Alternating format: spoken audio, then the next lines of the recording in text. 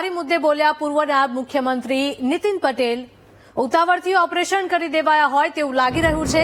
હોસ્પિટલે ધંધાદારી અભિગમથી એક જ ગામના દર્દીઓને લાવી દીધા। ખરેખર દર્દીને ઓપરેશનની જરૂર છે કે નહીં એ પણ પ્રસ્થાપિત થતું નથી। એક સાથે ઓપરેશન કરી દેવા એ બિનજરૂરી અને બનાવટી લાગે છે।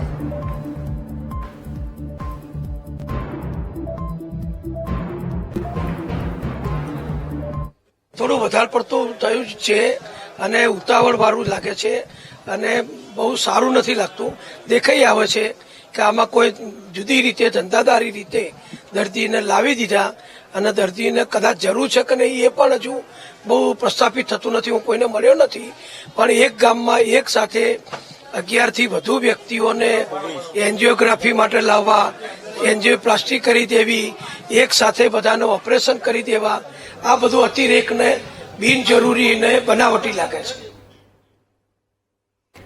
અમદાવાદની ખ્યાતિ હોસ્પિટલની બેદરકારીના પડઘા એએમસીના સ્ટેન્ડિંગ કમિટીના ચેરમેન દેવાંગ દાણીએ પરિવારજનો સાથે મુલાકાત કરી।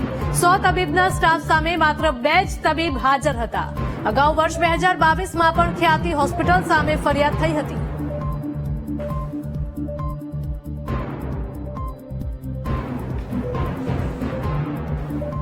તાલુકાની અંદર બોરીફના ગામની અંદર જે મેડિકલ કેમ્પ રાખવામાં આવ્યો હતો ખાટી હોસ્પિટલ દ્વારા, અને ત્યાંથી દર્દીઓને અહીંયા આગળ લાવવામાં આવ્યા હતા। પેશન્ટોને અહીંયા આગળ પેશન્ટને લાવ્યા પછી એમની ચકાસણી કરી, સગાવાલાની કન્સેન્ટ લીધે કે નહીં એની તપાસ હાલમાં પોલીસ વિભાગ અને એએમસી વિભાગ કરી રહી છે। અને પરિણામે જે એન્જિયોગ્રાફી કરવામાં આવી એ દરમિયાન 2 જે ત્યાંના વતની છે, ગ્રામજનો છે, એમના મૃત્યુ પણ થયા છે। હાલ એએમસી વિભાગ તદુપરાંત પોલીસ અને રાજ્ય સરકારના આપણે વાત કરી કે માનનીય આરોગ્ય મંત્રી ઋષિકેશભાઈ પટેલે તમામ તપાસના આદેશ પણ આપ્યા છે અને આવનાર સમયગાળા દરમિયાન જે પણ હોસ્પિટલના ટ્રસ્ટીગણ છે તેમની તપાસ કરીને આગળની કાર્યવાહી એએમસી અને પોલીસ વિભાગ કરશે અને આ ઘટનાની જાણ સંપૂર્ણ માહિતી રાજ્ય સરકારને મોકલી આપવામાં આવશે।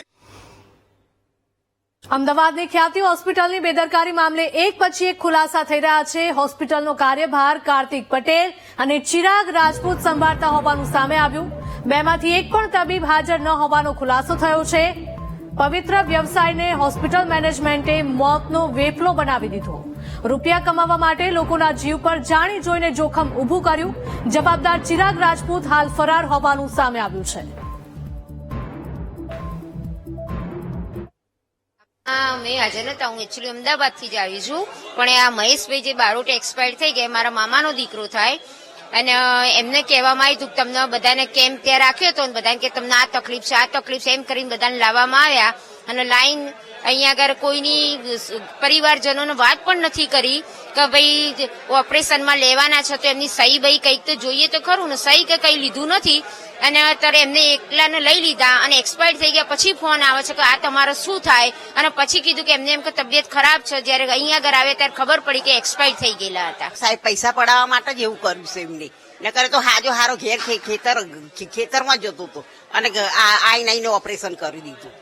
એને કોઈ તકલીફ નથી। આ પેલા બીજા શહેરના ભાઈ હતા એ હારા હતા અને બીજાને 5-6 જણા દાખલ કર્યા હતા, તો 19 જણનો દાખલ કરેલો હતો, જે અમારે આગળ કાર્યવાહી કરવાની જ છે। આ પૈસા માંગ છે તમારી, કારણ કે પૈસા પડાવવા માટે થઈને જે સાજા લોકો છે તેમને હોસ્પિટલ લઈને આ પ્રકારનું કૃત્ય રાતના 10 વાગ્યાના બેસી રહેશે, ચા પાણી પીધા વગર ભૂખ્યા આગળ મેં બેસી રહેશે, બોડી હાલતા નહીં। એ લોકો એવું કે કેમ્પ રાખ્યો, ગામમાં કેમ્પ રાખ્યો, ગામમાંથી પછી એ લોકોએ પરમિશન આપીને આવે કે ભાઈ આ રીતે પ્રોગ્રામ છે, ફ્રીમાં દવા આપવાની છે। હવે પગમાં દુખતું હોય ને કે એટેક છે કે પગમાં દુખે છે, આ રીતે આ લોકોને ભોળા લોકોને ફસાવી અને એક આયુષ્યમાન કાર્ડ ઉપર કમાવા માટેની સ્કીમ છે આ લોકોની, એટલે બધું બોગસ તંત્ર જ ચાલે છે સાહેબ। તો કાલ રાતના જ ફરાર છે સાહેબ, અને આ લોકો જે સરકારના જે આયુષ્યમાન કાર્ડના એક પૈસા કમાવાની એક સ્કીમ જ છે। દરેક અમુક ગામડાઓમાં અમને કેમ્પ કર્યા જ છે અને આવું થાય છે જ। આ લોકો ડેડ બોડી કાલના રાતે 12 વાગ્યાના ઓફ થઈ ગયા છે, પણ ગુનેગારોને અમારું તો એવું સરકાર જોડી માગણી કે ગુનેગારોને સાવરશો નહીં અને હમણાં સરકાર કંઈક હમણાં જે સ્વજન ગુમાયા છે એમના સરકાર કંઈક એમના સહાય કરે।